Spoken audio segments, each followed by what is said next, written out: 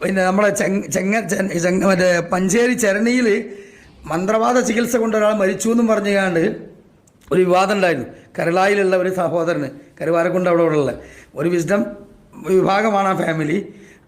ഈ സഹോദരന് ഒരു മാനസിക പ്രശ്നമാണ്. പക്ഷേ അവൻ ബ്രെയിൻ ട്യൂമറാണ്. മെഡിക്കൽ കോളേജിൽ നിന്ന് വരെ കൈ ഒഴിച്ചു. ഇനി നിങ്ങൾ കൊണ്ടുപോയി വീട്ടിൽ താമസിപ്പിച്ചോളൂ, വേറെ രക്ഷയില്ല എന്ന് പറഞ്ഞ് ഒഴിവാക്കിയ കേസാണ്. അപ്പോൾ അവസാനം അവരോട് നമുക്കൊന്ന് റുക്കിയ ചെയ്ത് നോക്കുക എന്നുള്ള നിലക്ക് മഞ്ചേരിയിൽ ഒരു സുഹൃത്തുണ്ട്. അവൻ വിസ്ഡമോ ഒന്നുമല്ല, പക്ഷേ സലഫിയാണ്, നല്ല അക്കീദ ക്ലിയറുള്ള ഒരാളാണ്. അയാളടുത്ത് കൊണ്ടുപോയി 10-20 ദിവസം ട്രീറ്റ്മെൻറ്റ് നടത്തിയപ്പോൾ അതിൻ്റെ ഇടയിൽ മരിച്ചുപോയി. മോങ്ങാനിരിക്കുന്ന നായൻ്റെ തലയിൽ തേങ്ങ വീണു പറഞ്ഞ പോലെ ആ സഹോദരൻ അതിന് മരണപ്പെട്ടു പോയി.